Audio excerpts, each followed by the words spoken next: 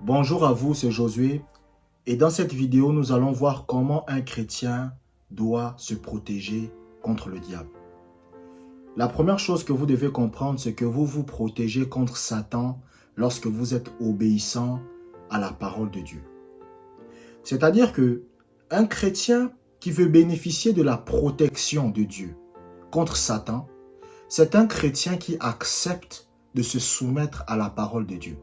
C'est un chrétien qui accepte d'obéir à la parole de Dieu. Le problème de beaucoup de chrétiens aujourd'hui, c'est qu'ils veulent le beurre et l'argent du beurre. C'est-à-dire qu'ils veulent obtenir des choses de Dieu sans en payer le prix. Vous savez, par exemple, lorsque vous êtes dans une maison et que vous avez des parents, en général, les parents qui vous aiment, lorsqu'ils vous diront de ne pas faire quelque chose, c'est parce qu'ils savent que cela peut vous porter préjudice. Lorsque, par exemple, une mère dit à son enfant, « Ne mets pas ta main sur le feu », elle sait pourquoi elle dit ça. Elle sait que si l'enfant met la main sur le feu, sa main va se brûler. Moi, par exemple, je me rappelle, lorsque j'étais plus jeune, mon père et ma mère me disaient souvent, « Ne marche pas avec les voyous, ne marche pas avec des braqueurs, ne marche pas avec les gens qui consomment de la drogue. » Parce que demain, si la police vient, on vous prend, on peut te soupçonner aussi de consommer ce genre de choses. Donc, souvent, vous devez comprendre que lorsque les parents disent souvent à leurs enfants, ne fais pas ci, ne fais pas ça, c'est pourquoi? C'est parce qu'ils savent que cela peut leur porter préjudice. C'est la même chose que Dieu. Vous savez, Dieu, on ne le voit pas. Dieu, on ne le voit pas. Dieu, on ne le sent pas. C'est vrai qu'il y a des occasions là où vous pouvez sentir Dieu. Mais ce n'est pas tout le temps. Donc, maintenant, qu'est-ce que Dieu a fait?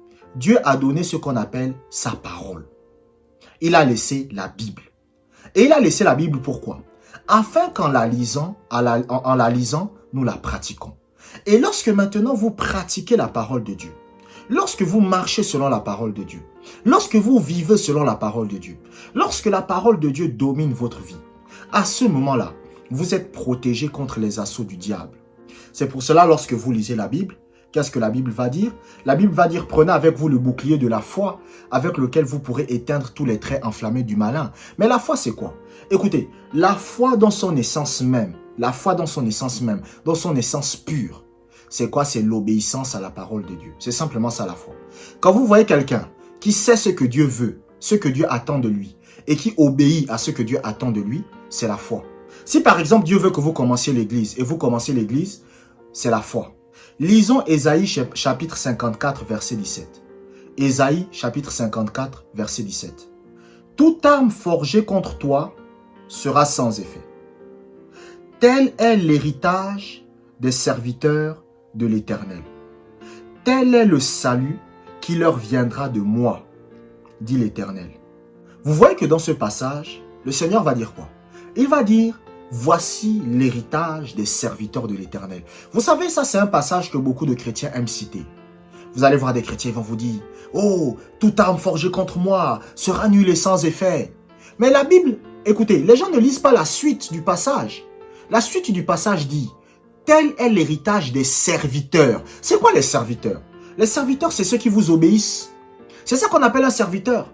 Un serviteur, c'est quelqu'un à qui, lorsque vous lui demandez quelque chose, il le fait. Vous lui dites, fais ci, il le fait. Fais ça, il le fait. Il y a un homme de Dieu, un jour, il était en train de prier. Et le Seigneur lui dit, construis-moi une université. Il a obéi. Pourtant, il n'avait pas d'argent. Mais il a reconnu que c'était la voix de Dieu. Il a dit, non, cette voix-là, je la reconnaîtrai entre mille. C'est Dieu qui me parle. Et il a obéi. Vous savez, une fois, j'étais à la recherche d'une personne. J'avais perdu son numéro. Et je ne savais pas là où la personne habitait. Et j'étais à la recherche de cette personne-là. Et j'ai prié. Et il y a une maman qui me contacte. C'était avant à l'époque, il y a des années. Elle me contacte, elle me dit, Josué, je dois faire un déménagement et j'aimerais que tu m'aides à déménager. J'avais pas envie parce que j'étais occupé. J'ai dit non, j'ai des choses à faire. Et le Saint-Esprit me parle dans mon cœur, il me dit, va l'aider à déménager. Mais j'ai su que c'était le Saint-Esprit. J'ai dit, ok, je vais t'aider à déménager. Et devinez quoi? Quand j'aide à déménager la dame, sa voisine, c'était la personne que je recherchais. Et quand j'ai vu la personne, j'ai dit, oh, je te cherchais, tout ça. Donc vous voyez que l'obéissance à Dieu a fait en sorte que je puisse avoir ce que je désirais. Je disais à Dieu, Seigneur, où se trouve cette personne? Mais si j'avais désobéi à Dieu, si j'avais dit à Dieu, bon, je n'aide pas cette maman à déménager, j'aurais pas pu rencontrer cette personne-là. Donc, vous voyez que l'obéissance à Dieu renferme des avantages. L'obéissance à la parole de Dieu renferme des avantages. Et l'un des avantages en tant que chrétien que vous avez lorsque vous êtes obéissant à Dieu, c'est la protection contre Satan. Prenons le cas de quelqu'un comme Daniel. Vous savez, Daniel, c'était un juif. Au cas où vous ne le sauriez pas, 99% de la Bible a été écrit par des juifs. Donc, le christianisme, ce n'est pas une religion occidentale. Ce n'est pas européen. Le christianisme, c'est une religion juive. Parce que 99% de la Bible a été écrit par des juifs. Les pères de l'Église, les fondateurs de l'Église, c'est des juifs. Ce n'étaient pas des Européens. Maintenant, les Européens ont pris ça, mais ce n'est pas européen, c'est juif. Donc, le cas de Daniel, ça se passe comment? Daniel était juif et Daniel savait qu'en tant que juif, il ne devait pas manger des animaux impurs. Mais quand il arrive à Babylone, on lui demande de manger des animaux impurs. Il a dit, je refuse. Mais lorsque maintenant vous allez voir que Satan a essayé de détruire Daniel avec la fosse au lion, il n'a pas réussi. Mais qu'est-ce qui a fait en sorte que Daniel soit protégé des assauts du diable? C'est parce que Daniel était quelqu'un qui vivait dans l'obéissance à la parole. L'obéissance à la parole, c'est ça qui a fait en sorte qu'il soit préservé par Dieu. La deuxième chose que vous devez comprendre, c'est que l'obéissance à la parole de Dieu vous donne l'autorité spirituelle. L'autorité spirituelle vient de l'obéissance à la parole. Un chrétien qui n'obéit pas à Dieu, un chrétien qui ne fait jamais ce que Dieu lui demande de faire, c'est un chrétien qui n'a aucune autorité. Vous devez comprendre que la soumission des puissances des ténèbres vient du fait que vous soyez soumis vous-même à Dieu. Prenons le cas de Adam. Vous savez, Adam était soumis à Dieu au début quand il a été créé. Il était soumis à Dieu. Dieu lui avait donné des instructions et il suivait les instructions de Dieu. Il était soumis. Dieu lui a dit, remplis la terre. Dieu lui a dit, nomme les animaux. Dieu lui a dit, ne fais pas ça. Donc, Adam était soumis. Mais lorsque Adam a décidé de désobéir à Dieu, qu'est-ce qui s'est passé? Même la nature a commencé à désobéir à Adam. C'est pour cela qu'aujourd'hui, vous, quand vous êtes un être humain, vous vous mettez devant un lion, le lion essaye de vous tuer. Parce que le lion se dit que, vous les êtres humains, vous êtes insoumis à Dieu. Vous les êtres humains, vous n'obéissez pas à Dieu. Vous les êtres humains, lorsque Dieu veut que vous fassiez quelque chose, vous ne faites pas. Donc, moi, je refuse d'être soumis à vous. Vous savez, je vais même donner des conseils à des parents ici avec les enfants. Vous savez pourquoi parfois il y a des enfants qui ne font pas ce que leur disent leurs parents? Parce qu'ils ne voient pas que vous-même vous pratiquez ça. Ils voient que vous-même vous ne pratiquez pas ça. Écoutez, il y a des parents, parmi vous, vous me regardez. Vous dites à vos enfants, allons à l'église. Votre enfant ne va pas à l'église. Parce qu'il voit votre vie. Il voit votre vie. Il sait que même si vous allez à l'église, quand il voit votre façon de vivre, il voit votre façon de faire les choses, lui-même il se rend compte que non, ma mère là, c'est pas une vraie chrétienne. Mon père là, non, il n'a pas la crainte de Dieu. Parce que les enfants regardent ce que vous faites. Les enfants regardent ce que vous faites. Vous ne pouvez pas demander à vos enfants de prier, alors que vos enfants vous-même, ils savent eux-mêmes que vous ne priez pas, ils savent. Donc ça, c'est quelque chose que vous devez comprendre. L'obéissance vous donne l'autorité spirituelle. C'est-à-dire que les esprits mauvais vont vous obéir parce qu'ils voient que vous-même vous êtes obéissant à Dieu. C'est de là que vient l'autorité. Écoutez, c'est comme une transaction spirituelle qui se crée. Vous êtes obéissant, vous avez l'autorité. Vous n'êtes pas obéissant, vous n'avez pas l'autorité. C'est comme l'armée. Vous savez, quand un militaire est obéissant, il a toujours l'autorité. Le jour où un militaire cesse d'être obéissant, qu'est-ce qu'on fait? On enlève son autorité. C'est comme ça que vous voyez parfois des soldats qui ils n'ont plus de grade. On les a enlevés. Pourquoi? Parce qu'ils étaient désobéissants. Lisons Jacques chapitre 4, verset 7. Jacques chapitre 4, verset 7. Soumettez-vous donc à Dieu. Résistez au diable et il fuira loin de vous. Regardez ce que ce passage dit. Il dit, soumettez-vous à Dieu, résistez au diable et il fuira. Résistez au diable et il fuira. Mais la première chose qu'on vous demande, c'est quoi? C'est d'être soumis. Et la soumission, c'est quoi? C'est obéir. Ne me dites pas que vous êtes soumis à Dieu si vous ne lui obéissez pas. C'est-à-dire que si vous êtes quelqu'un, vous n'êtes pas obéissant. Vous êtes quelqu'un, vous ne faites pas ce que Dieu veut que vous fassiez. Vous ne faites pas ce que Dieu attend de vous. Vous n'êtes pas soumis. Vous n'êtes pas soumis. Un insoumis, c'est quelqu'un, lorsque vous lui demandez de faire quelque chose, lorsque vous attendez quelque chose de lui, il ne fait jamais ça.